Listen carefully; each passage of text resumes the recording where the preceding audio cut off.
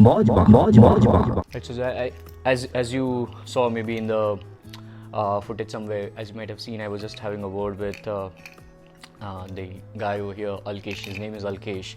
The most important point which he said, and that's the reason why I specifically asked this question, that who is Jimmy Mistry other than the entrepreneur, or other than the everything about Della Resort? Who is he as a person for his people? And that's what he said. Like, he's caring, he's obviously he's daring. That's the reason why this resort is built up, and his journey has been very inspiring to a lot of people around. And managing this kind of business is not at all a piece of cake. You know, it's like a very huge pie which you have to take care of. And indeed, the thing which you have to learn is it's all about how you deal and how you treat the people who are working with you, not for you. And this is something which I also, in very short span of time or very short experience at a young age, I understood that if you have to build a team, the most important parameter which you have to understand is your people. It's not the money which you will pay them, not the payments, not the checks, not the salaries which you will pay them.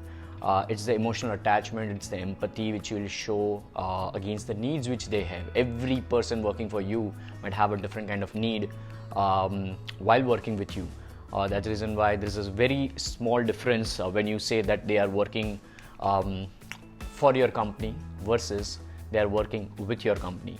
It feels a little bit closer as well, and that's the reason why I always ask my people who are working with me that make sure you mention on your Instagram that working with Digital Pratik. Don't just write working at Digital Pratik or working for Digital Pratik. Working with Digital Pratik seems like a kind of a partnership, kind of a bonding thing.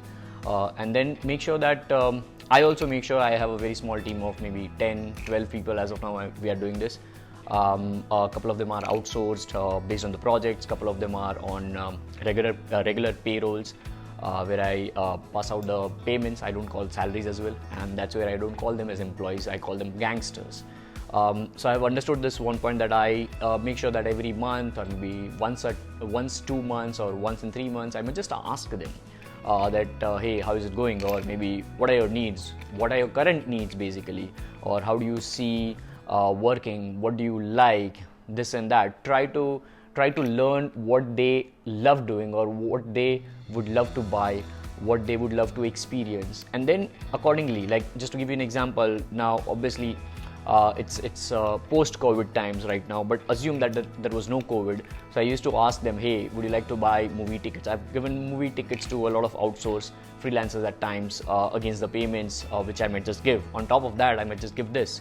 So always don't think of yourself as a leader who will just give additional money so that your employees, which I call gangsters, might just stick with you. No, it's not like that. Just be human. They are also human. Just try to understand the emotions, just try to understand their needs. That's where I call myself and a lot of leaders to become like a caring, daring, productive, focused leader, because that's where, if you're caring and daring, you'll always experiment new things in your business. And if you are productive and focused, you'll be able to be Romeo of your brand and build a successful, profitable, and a sustainable long-term business.